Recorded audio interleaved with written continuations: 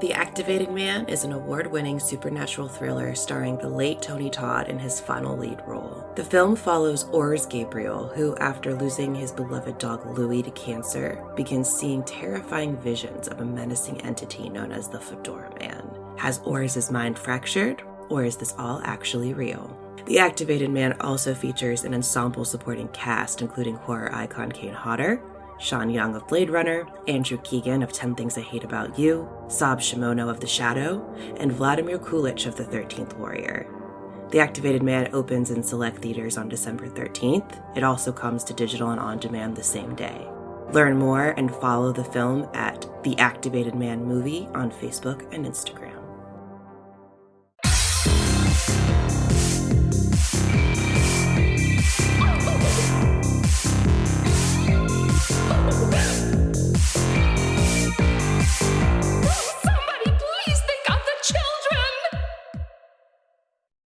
And welcome back to Scarred for Life, the podcast where we open up old wounds by looking back at the films that scared us as kids. I'm Terry. And I'm Mary Beth. And each episode, our special guest brings with them a movie that traumatized them as a child. This week, our guest is Thordur Palsson. Thordur made his mark with the Valhalla Murders, Iceland's first Netflix original, which premiered globally in 2020. And now his debut feature film, The Damned, hits theaters on January 3rd, 2025. Welcome to the show. Congratulations on your feature film debut. Thank you. I'm so happy to be here. We're very excited to chat with you, and I'm very excited. I love The Dam, but for our listeners who might not know about it, can you kind of give a little brief synopsis for it? So yeah, The Damned is a psychological horror film set in Iceland in 1880. You are kind of set in the point of view of Eva, our lead character, who is there. She runs this little fishing outpost with these men, and they go out fishing every day. One day, they see a ship has sunk off their shores. They are running low on rations. They're snowed in for the winter. Do they go out and save these poor foreigners drowning in the ocean, or do they take care of their own and just leave them to die? And they leave them to die, and horrible things come their way. Yep. This felt very of the time watching now, even though it's set in 1800s, particularly for us in the United States, with like the whole discussion about foreigners, and I'm using that in quotations, scare quotes, listeners, and that kind of aspect of it. And so there's a lot of like modern day sociological aspects of this, but it's set way in the back. And you came up with a story, from what I understand, and I'm curious, how did this sort of kind of come to be in your head? Yeah, it's a long kind of thing there. So it's interesting when you start developing a story. I don't start with a theme or a point I want to get across. Somehow that just shows itself. It's very interesting how, at least from my point of view. So in the beginning, it was just these people isolated, and this event happens, and then suddenly you start to see the correlating the things that are happening in modern society, and then suddenly a theme comes, and then suddenly things evolve. And working with Jamie Hannigan, the screenwriter, who is a genius, by the way, and Emily and Camilla, the producers, we just started crafting the story. This film took 8 years to make. Wow. Oh my God. From inception to delivery was 8 years. Wow. So it is our little baby. We're a team, it's not just my film. It's the four of us from basically beginning to end. Yes, I wrote the initial story, but what it is today is because of the four of us working on it. Yeah. Mm-hmm. I'm curious, where was this filmed, and how? Yeah, I was going to ask that. Yeah. How was it filming? Because it looks brutal from Yes. the finished product. It was so cold that I lost the sensation in both my big toes. Oh no! I got it back 3 months later, though. So 3 months, 3 months. I was like, but it wasn't like the whole toe. It was like half the toe. So it's like, weird. Okay, this could be okay. So some people would say nerve damage. I say, hey, we're just making a film, So yeah, the things you do. But no, I mean, I was, so we went to the West Fjords of Iceland. For me, which is the most beautiful part of Iceland, it takes you 8 to 9 hours to drive there. I mean, it's dangerous to drive when the weather's crazy. Of course, off-road Iceland. It's the West Fjords of a lot of these small fishing communities.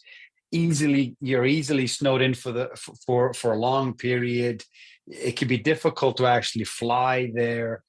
I mean, but this is modern times. Think about how Right. it was Yeah. back in the day. Yeah. So it's a rough place, and so I kind of knew I wanted to be set there because of that beauty. And then, yeah, just finding these, because we didn't shoot all of them. It was all in the West Fjords, but it wasn't all in the one fjord. So it's a few couple of fjords that kind of had the beautiful kind of mix of things we needed. And then, yeah, we just kind of picked that. The communities were brilliant, working with us, helping us, allowing us to build our sets, in certain places, and burning the sets. Like a spoiler, but so just so it's. I think a lot of when you're making a film like this, and it's an indie, and there's only a certain amount of money you have to have the Icelandic people, in a way, helping you and willing you to finish it. So yeah, we got a lot of good people helping us, and so yeah, I kind of went off road there with the answer, but no, it's great. That's great. How did your equipment fare in that weather? I thought we would need to switch cameras, every other day. Everything would freeze. Camera never froze. Our equipment held. Oh, sweet. We were a little bit afraid that the lens would fog up when we did some of the water scenes, but yeah, like the equipment, I mean, it's more like the actors, because I'm wearing this nice puffy jacket and they're wearing period accurate costumes, right? And then they're staring at me as I say, brilliant, brilliant. Let's go for another one. And they're like, okay, I'm just gonna die. So yeah, it was difficult, but I hope that the people watching the film can feel it, the cold, the shivering shoulders, the red cheeks. Oh yeah, there's lots of days where the actors probably hated me. Yeah. Because usually there was a person just outside of you with a nice jacket that they could look at. Okay, I'm going to get that when I finish this shot.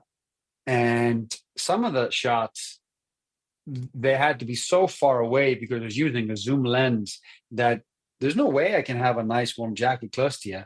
So yeah, there was a couple of moments where they probably looked at me like I was the Antichrist or something. But we got it. We got it in camera.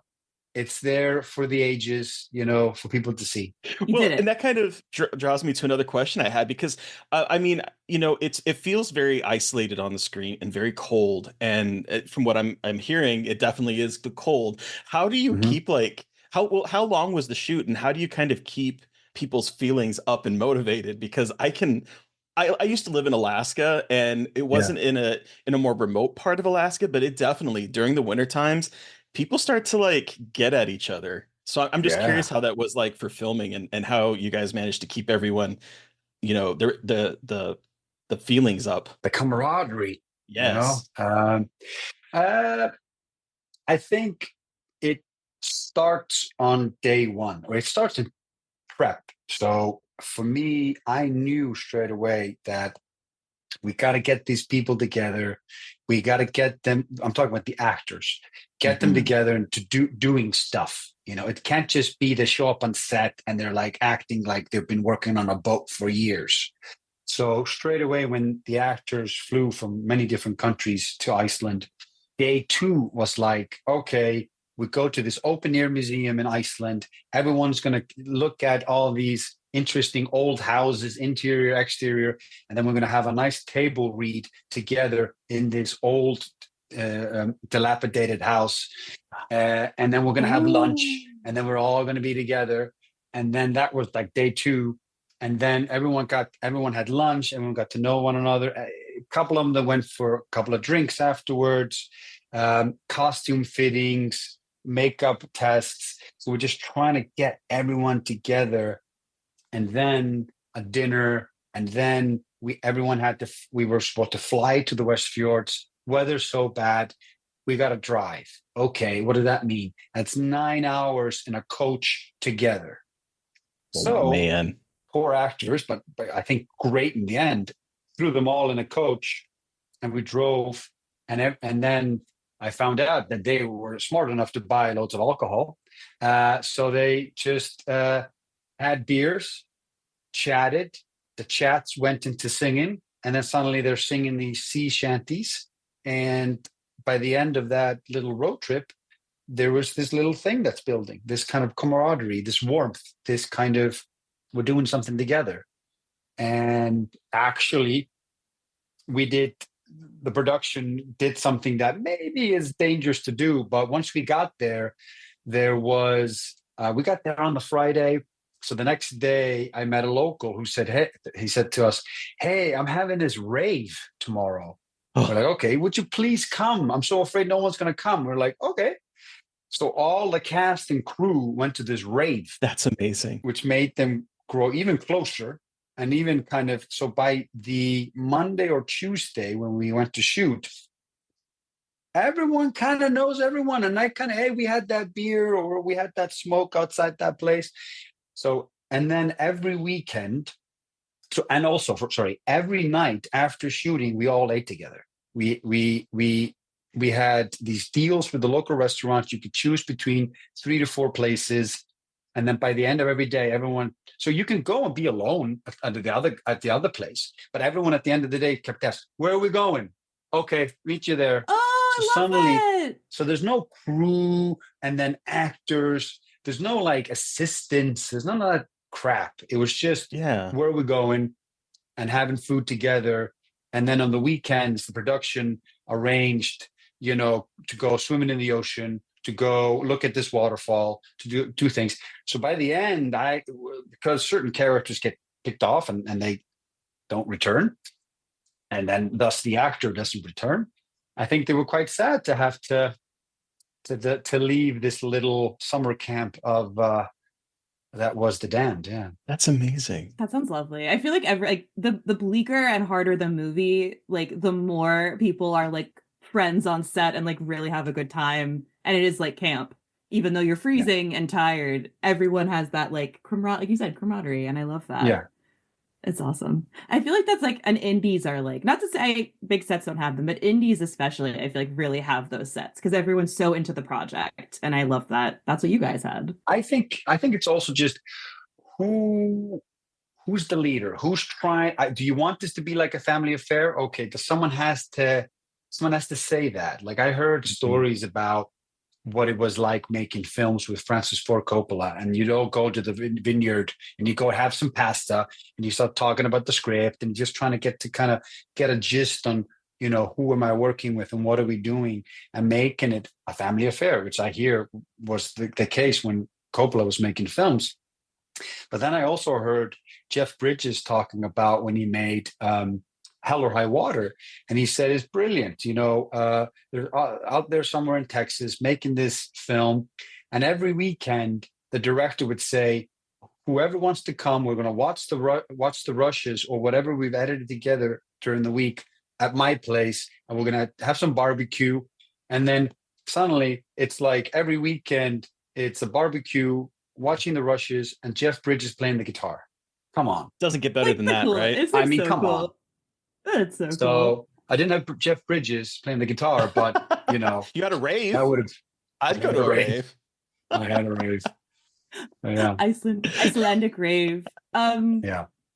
So we talked a lot about The Damned, but Thordur, I wanted to talk now about the movie you brought with you today. What movie did you bring with you today for us to talk about? I brought a film that scared the crap out of me, and I was 5 years old when I saw The Lost Boys.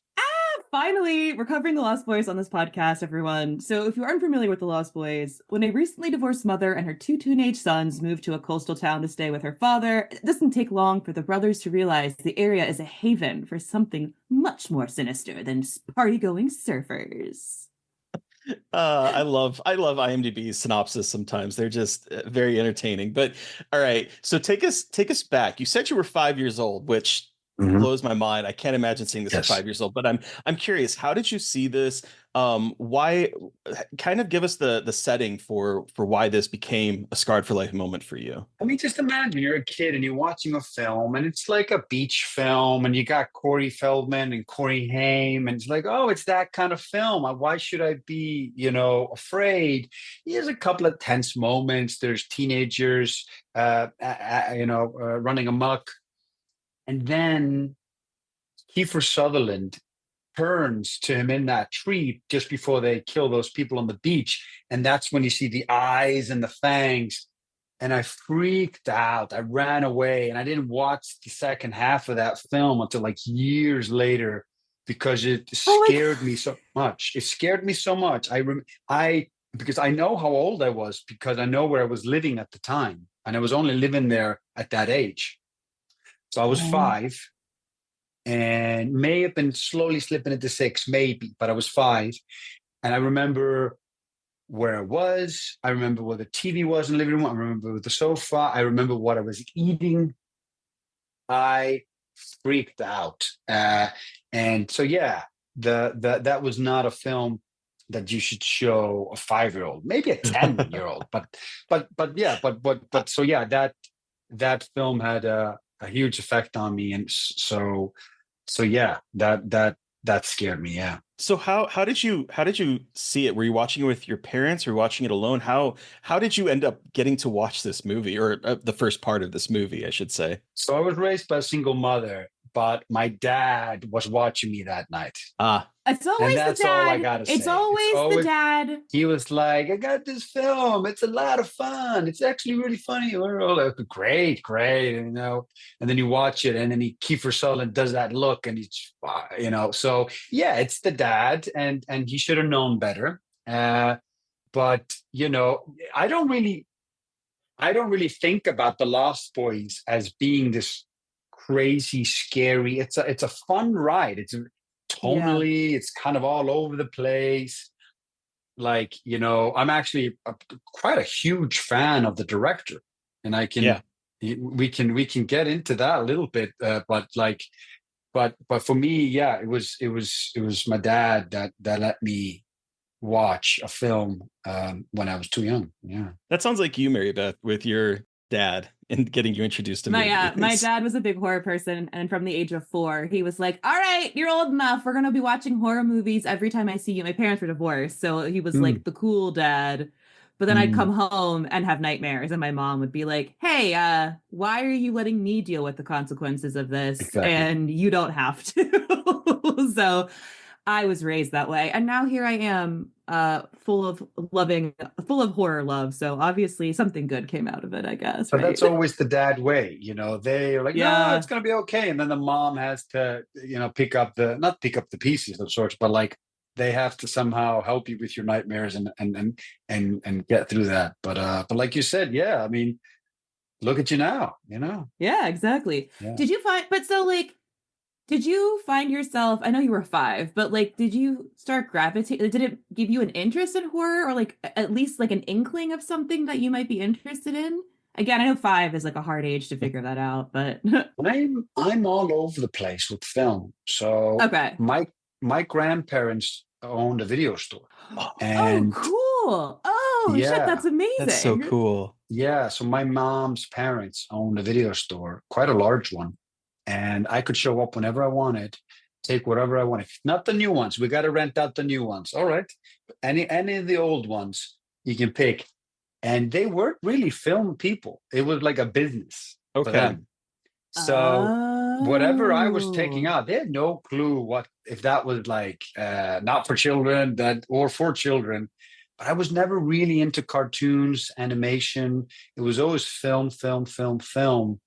So I watched. I mean, I was watching strange films for a kid just because the VHSs were at home. It's like, oh yeah, I guess I'm gonna watch An Innocent Man with Tom Selleck, where he's like been wrongly imprisoned and he's learning how to make a shiv and killing a guy in prison. And I'm like 10. Of course, yes, Tom Selleck, yes. So I mean, that was Yeah. sort of the way it was back. I mean, I was born in 81, and so that was sort of the way it was like in the 80s and 90s. It was like whatever you have available, whatever you can get, if it's a VHS at the house, or we had a lot of betas when I was a kid, a lot of whatever you could find is what you're watching. And so, like you, I watched a whole bunch of different things. Probably some of it my parents didn't know I was watching, and probably would have been very angry to find out that I was watching.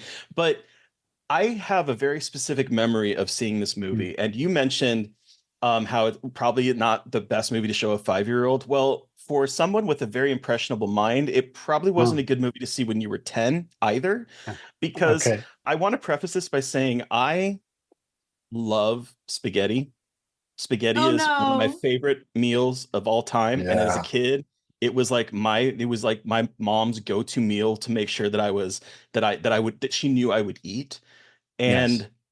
And there was a day when I lived in Alaska, so I don't know exactly how old I was, but it would have been at some point when it was either out on VHS or if it played on like HBO or some movie channel at that time, because I was at a friend's house and he had it on and it was the very beginning of it. And I knew nothing about this movie. I think I remember seeing like the VHS cover because I was huge when I was a kid. The biggest thing for me to do was go through the horror section and just look at the covers and come up with what is this movie about. So I remember seeing the cover. I remember being very attracted to the people on the cover, not knowing why It's a as a great closeted cover, kid. though. It's a It great is. cover. It's a great cover. Great cover. It's It such really a good is. cover. Like it really is like such a Like, good cover. It's and crazy. a very handsome lead. You know, very Yeah. like I looked up how old was he? He was 21. I was like, he's got a good beard. What do you Yep. call it? A root. What I want to call it in English. For a 21-year-old. But yeah, it's like it's sorry to derail your story. Sorry. Oh no, please. So I was at my friend's house. It was on, and I don't know if he had it on VHS and it was just playing, or if it was on the HBO or some kind of movie channel. We never had cable as a kid, so I never had any experience with that except when I went over to people's houses. So I'm not 100% sure, but I do remember it was the scene, and in my mind I conflated a couple scenes together because I think I watched maybe the middle part of the film, because what I do remember is him offering the rice to the guy and then him looking in and it was maggots. And then him offering a cup of lo mein and it was worms. And Yeah. in my mind, that scene was immediately followed by the scene at the family eating spaghetti and meatballs. And so in Yes. my mind, as a 10-year-old or 8-year-old or 9-year-old or whenever it was that I saw this, I could not eat spaghetti anymore. And there was about 6 months to a year time where my mom would make spaghetti and I would refuse to eat it. And she would always ask me, "Why don't you want to eat my spaghetti?" And I was afraid of telling her why, because I didn't want them to strip away my movie watching privileges. Oh, Yes. Terry, no. My parents were letting me watch some rated R movies. And so I was like, if I tell them that this movie is the reason I don't want to eat spaghetti, they'll never let me watch a movie again. So I was just like, I don't want spaghetti. I don't like it anymore. And so it took me at least a year, I want to say, before I would even touch spaghetti again. My favorite meal, one of my go-to comfort meals as an adult. That's how this movie fucked me up. I mean, Joel Schumacher, like, I mean, what a talent. Do you guys know the history of this guy? Like, I mean, like, tell me name another director that's done as many genres that they can go from St. Elmo's Fire to The Lost Boys to Flatliners, and also he can do what's the one with the boy? The Client. The Client, and then I'm gonna go Batman Forever, but then I'm gonna go do what's the Samuel L. Jackson, Matthew McConaughey, Sandra Bullock. A Time to Kill. A Time to Kill. No, don't forget, I'm still fucking kick ass. I'm a great director, but then I'm gonna go with Batman and Robin again. You're like, okay, and then I'm going to make Tigerland. I'm going to discover, Colin Farrell, and then I'm going to do Phone Booth with Colin Farrell. So it's like this guy that can do these. I may have forgotten some films in his filmography. The Phantom of the Opera going on for a musical, like adapting Andrew Lloyd Webber's. I have just learned that he did the Phantom of the Opera musical. That was incredibly formative to my brain. But have you guys seen? Do you know who shot the Lost Boys? I don't know. The guy who shot look, think about this. The guy who shot the Lost Boys shot Taxi Driver, Raging Bull, and I'm forgetting something else. This guy shot the Lost Boys, and Thomas Newman, who is like now the big, Pixar guy now, but also like has done all of American Beauty directors stuff.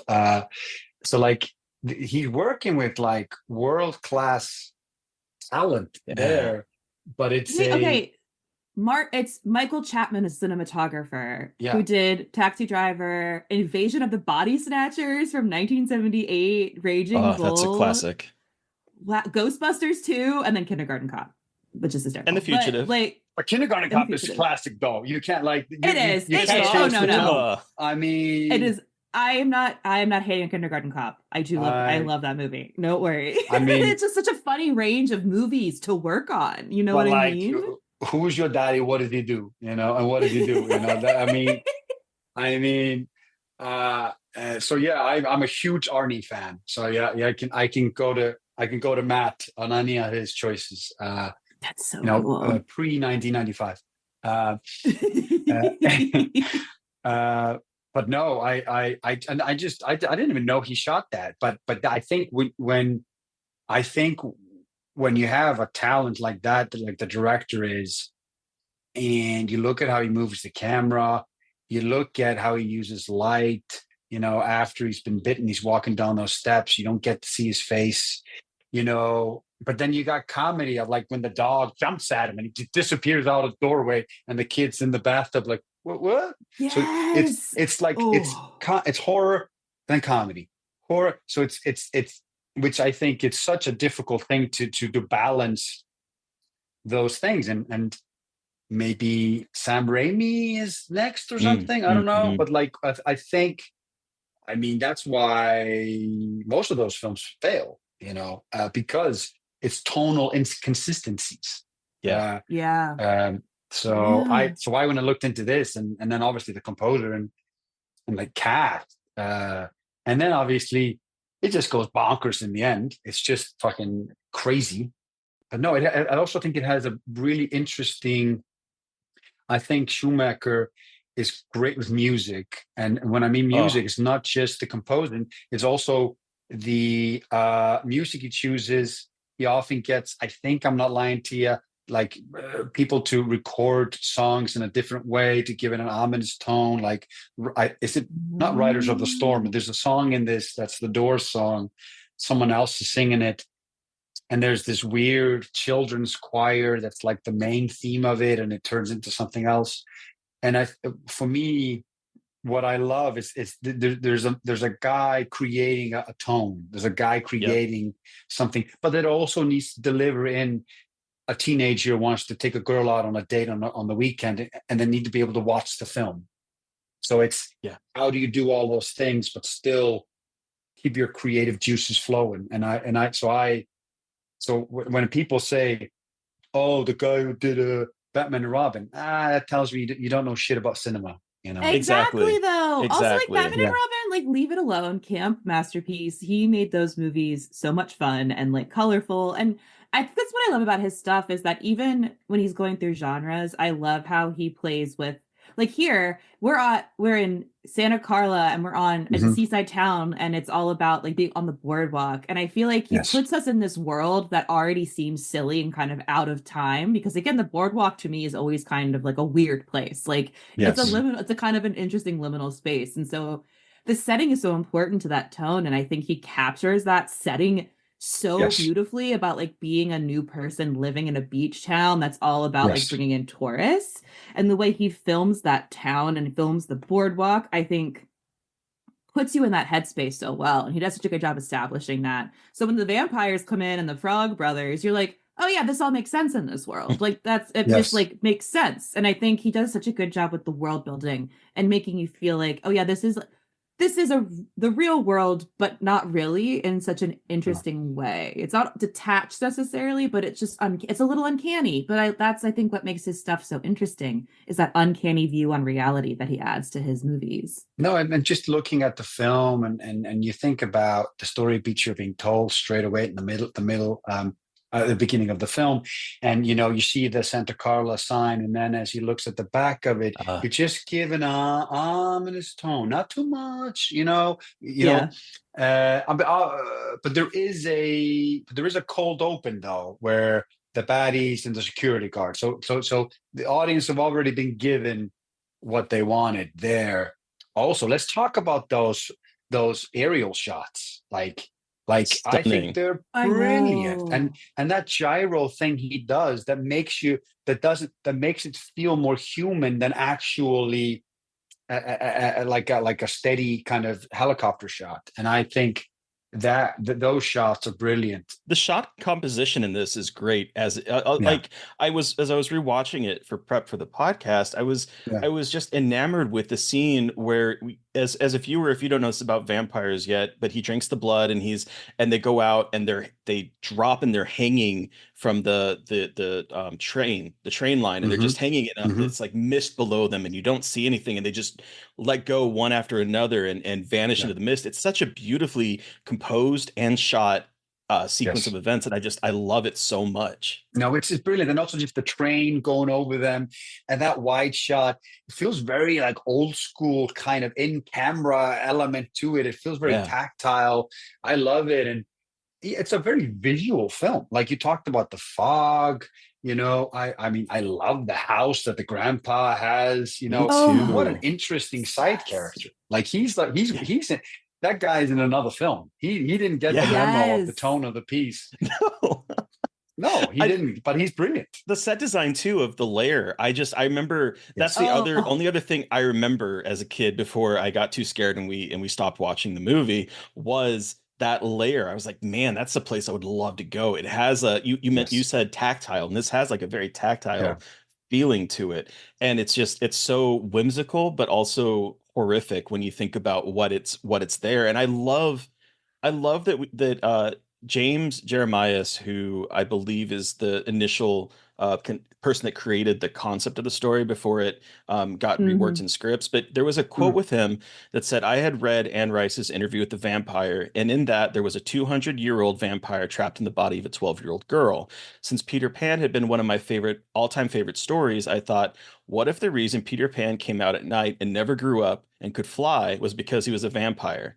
What a great premise. And then you tie that aspect to it, to the fact that, they're all lost boys, and the leader of the lost boys wants to basically create a heteronormative family unit to basically run this very queer kind of group of outsiders. I love that visual imagery, and that I think keeps through, because originally he wanted to be kind of more kid friendly, and then when Joel Schumacher came on, he made it a little bit sexier and edged it up a bit with a different screenwriter. But that core story is still there from the very beginning, I think, and I love that. I love it. I love it. Just there's like a sex scene in there. I was like, why? And I know it's a sexy film, and they don't show anything, but it's like, and now we're gonna have sex. I was like, oh, okay. It's enough. It was enough. It would have been enough that he was just sweet on her and he just really wanted to be with her. But then I think it's just, hey, an executive saying, hey man, we need that scene, okay. Those teenagers. It's the 80s. Come on. It's teenagers in horror. You have to do that along with our, and let's talk like we're talking about sexy. Let's not forget about the iconic sax man in this movie. Like funny. Like, yes. I always forget it's in this movie too. Like I know of that guy. I always forget it's in the Lost Boys of all movies. Yes. It always throws me off, but I love it. It's just funny. But he's famous for something else. There was a thing online. Is he a senator now or something? There was this thing of, do you know that the sax guy, or he was like famous for being, I don't know, like in the was playing with Bruce Springsteen. There was this thing that Yeah, came he out. was Do you know playing that? with like Billy Crystal. He played with Peter Gabriel, and then he started doing, and then he started bodybuilding. So like he played the sax for a while, and then started bodybuilding, and then came back and was doing stuff with like Tina Turner, too. I mean, it's iconic. It's brilliant. And I love Oh, the and he look of the formed his two. own band called the Ken Dolls, and he was known for his sexual stage presence, where he performed in a style dubbed porn pop, and he performed in a G-string. I think that's just good, for both the sexes to do that. I think iconic. I think so. Let's the keep great it even. equalizer. Yes, I think he was the first to equalize it. Yes, porn pop. But I think it's another tonal thing that's very important when you're doing a story like this. Because we're going from scary to funny to scary to funny. And it's a fish out of water kind of story, or stranger comes to town story. Right. And when I actually watched the film again because I knew I was going to bring it up. And there's a moment when we see the sexy sax guy, but both the brothers look at one another like, what is this? And I think that's very important to say, like, this isn't like the world. This is like that. This is strange. This is a strange town, and your lead is pointing that out. And so I do think that also that brings out comedy. I believe, like the reason I believe the first Ace Ventura is better than the second one is because he's a weird guy in a normal world. The second one, everyone's fucking weird. Everyone is weird, and thus it's not funny. The why Michael Scott is the weirdest in The Office is because that's comedy. Once everyone is weird, it doesn't work because you need the reaction shot. The money shot is the reaction shot of someone saying, "What is this?" What? So I believe when you have a character, I think one of the most funniest things in a film is just a character looking at someone. What are you doing, mate? So I think that film does a lot of that. Also, when is it Corey Haim? Is he the guy that died? Not Corey Feldman. Is it? Yes, Corey Haim is the actor that passed away. Yeah. Yes, he's so good in this. It's ridiculous. It's sad watching this movie a little bit, just like thinking about him and just like what the two of them were together and how, I mean, they're both so talented, and Corey Feldman so is talented. It's just like wild to see what happened in the future with the two of them. It is it's a little tragic when you watch it now, but they were so good and incredible and added such a comedic part to it, but also like, they're the exposition guys too. And I love that they're kids, that they're kids and teenagers, right? They're teenagers, and I love that. They're pre. I mean, like they're so like, and I love that Corey Feldman is like he's talking, he's putting his voice a little bit down. So this is how you do it, and this is how you kill a vampire. Are you into it? Like, are you with us or are you against us? I think we're gonna have to kill your brother, right? I think you might have to do it. So I just love all the choices, and again, what I think. The director wrangling in all of these things. And then you got the mother who's playing it so straight. Oh, Diane Wiest. Diane Wiest. Oh, she's everything. She is probably, she's one of the greats. She's the quintessential mom. Like I was trying to think of like all the roles that I've seen her in, from like Footloose to like this to like she just always exudes that. Edward Scissorhands too, the mom in that. I love her so much. And then in Apartment 7A from this year, she plays a villain, and it's so weird seeing her play a villain, and she does it so well in Apartment 7A, the prequel to Rosemary's Baby. She's Minnie Cassavetes, and she is perfect. She's everything in that movie. Is she playing the old woman from the Rosemary's Baby? She's playing. I haven't seen this film. I need to watch it. So good at it. I think it's a really good movie. Anyway, I know we have to wrap up, unfortunately. We could talk about this movie forever, but I think we're about to hit time. So let's wrap up and do our ratings out of 5 before you have to go. Terry, how many sax men out of 5 do you give The Lost Boys? So here's like I wish we had more time because there's so much. I think there's so much in this film that we could dig into, Oh particularly God, yeah. as a queer man. The way Yeah. this film kind of there's like three vampire films that were very big: Fright Night, this, and Near Dark. And to see sort of the subtext of queerness behind all of them is such a it's a very huge subject of interest for me. And just there's so much going on behind the scenes behind the text of this movie that I just it's one that is just such a joy to watch, even though I never saw the entire movie until I was in my 20s, maybe 30s, because of how terrified I was of the worms from a kid. But I love this movie. It is a comfort watch. It's something that I'll throw on in the background and just let it play. So for me, I this is like a 4.5 or a five Saxman out of five for me. What about you, Mary Beth? Yeah, it's a 4.5 for me. I love this movie. I remember watching it in or middle school or high school, and just I had heard about. I was like, I was on a vampire kick. I'm a vampire person, but like I had just watched Fright Night, so I was like, oh, now I have to watch all the other vampire movies. And my mom always talked about this movie as being like full of hot boys, so I was like, ooh, Mhm. I have to watch The Lost Boys. But I really do love how this talks about being an outsider and finding family, and how well it's funny and gross and scary, and just I love the dog, and like dog stuff in movies is always so big for me. So just everything about this movie just clicked. And I just absolutely adore everything it's doing. And Thorder, you have the final say. How many sacks men out of five do you give? I Not mean, Fright Night, The Lost Boys. for me, it's a five. Because Yeah. I'm choosing the easy way out, but just saying five. But I'm like, what would I want it different from the film? What would I like? I don't think it has pacing issues. I think No. that it Yeah. delivers on everything that it needed to deliver. I think it has a crazy third act. It builds a lot of character before it starts to give you the thrills. It has so many different kind of stories within the story, and all these side characters and the worlds. And I mean, I don't think who could make a film like this today and not make it a piece of doggy doo doo. I don't know. I I don't because it's I you got was to thinking wrangle about all that those things too. in. How would you remake this? Like, and but also I hope no one does. But how would you? Because I don't. You'd have to lose one of the elements. You would Yeah. possibly Yeah. take out the comedy and you'd make it more serious, or possibly like you were talking about the more kind of the serious kind of Anne Rice. What if Peter Pan were a vampire element of it?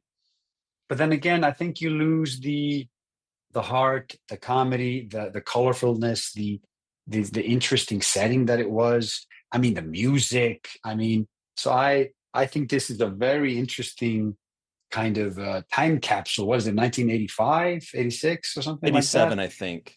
I think it 87. was Okay. 87.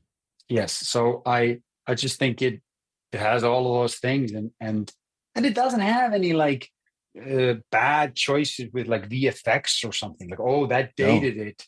Like, I think all of it's practical. I think the eyes look brilliant, the teeth look good.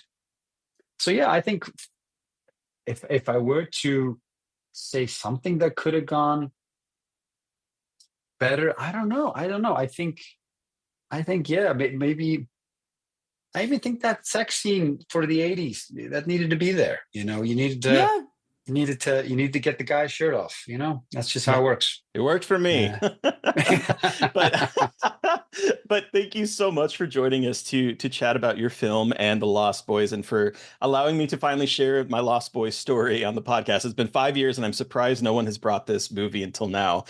Are you on social media? If so, where can our listeners find you? And the floor is yours to plug away with whatever you can talk about. Yeah, I'm on Instagram, just Thordur Palsson, and yeah, the film is coming out in hopefully a theater near you, The Damned in America, and then the 3rd of January, and hopefully people go and see it in the cinema. Yeah.